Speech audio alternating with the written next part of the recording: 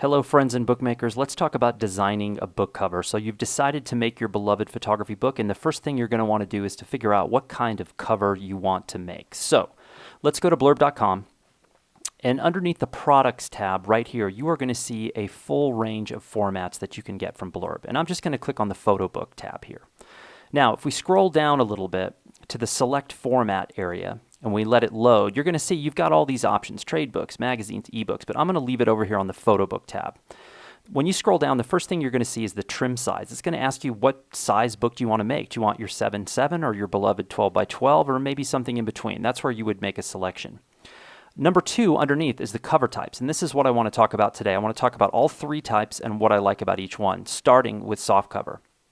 Now, there's 2 things I really like about softcover.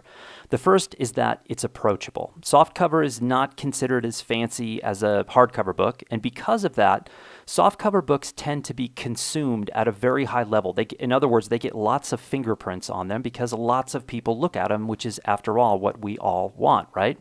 So I do like the approachable aspect of softcover. The second thing I like about softcover is the cost. They're less expensive than hardcover books.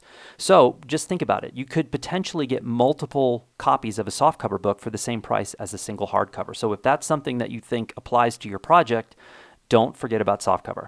Okay, moving on to the second type, hardcover ImageWrap. So this is probably my favorite of all the Blurb covers. And hardcover ImageWrap simply means that the artwork that you design on the cover of the book is actually printed onto the book itself. There is no dust jacket. So it's a very slick delivery. A lot of people consider this their favorite type of cover through Blurb, and I would agree. I probably have made more ImageWrap books than anything else. Now, just realize when you're designing this book that there's no dust jacket, so you don't have those inside flaps to design, so there is a little bit less to design with a hardcover ImageWrap. Okay, moving on to Hardcover Dust Jacket. If I had to describe this in one word, I would describe it as classic. If you go back through the history of photo book publishing, many of the best books were done with a hardcover and a dust jacket. So this is, again, a very classic way of doing a book. A lot of clients consider this to be the most high end of the objects that you can get from Blurb. So if you love hardcover dust jackets, then this is the route for you. Now, when you design this, because there is a dust jacket, you're going to have to design those inside flaps. And a lot of people use those flaps for either contact information. Sometimes they do an about the author page. There's a lot of strategic ways of using those. The last thing I'll say about hardcover dust jacket is that underneath the dust jacket is the cover, the actual hardcover of the book itself, which is linen.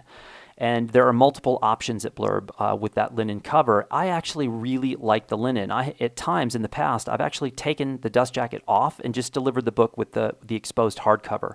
So that's an option for you as well. So in a nutshell, those are your cover options for the photo books. Good luck and happy bookmaking.